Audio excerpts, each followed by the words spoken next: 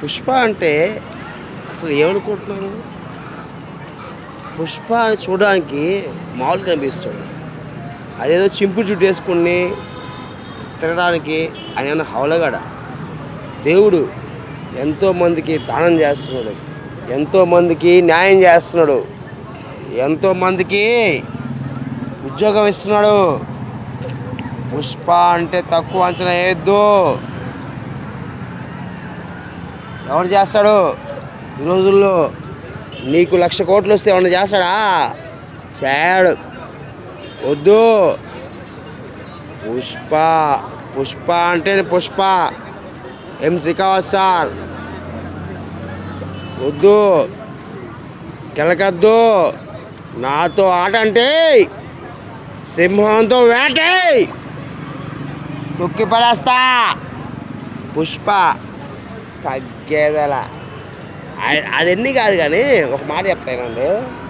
అసలు వైజాగ్లో వర్షం వస్తే ఎవరన్నా హెల్ప్ చేశాడా? పుష్ప హెల్ప్ చేశాడా లేదా? న్యాయంగా చెప్పండి.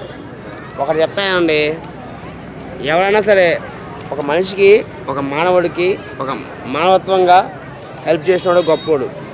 గొప్పతనాన్ని పొగట్టడం కాదు, మనకి అన్నం పెట్టుకొని వదలొద్దు. దేవుడు పుష్ప అంటే పుష్ప 2 సినిమా రిలీజ్ అవుతుంది కదా, అప్పుడు అర్థమవుద్ది అల్లు అర్జున్ గారి గురించి. ఆయన దేవుడు, మా మామ డ్రైవరే అల్లు అరవింద్ గారికి. ఒకటి చెప్తానండి, పుష్ప ఈ ఏరియాలో ఏ సెంటర్ సరే, చిత్తూరు, కడప, కర్నూలు, పొద్దుడు వేసినా సరే, తిరుపతికి రా, పుష్ప కనిపిస్తాడు. పుష్ప వస్తే ఇది పడుద్ది. వద్దు, పుష్ప జోలికి రావద్దు. మన ఈ మధ్య రావు రమేష్ గారు సారు ఉన్నారు కదా, రావు రమేష్ గారు, ఆయన ఒక క్యారెక్టర్ చేశారండి. అది ఒక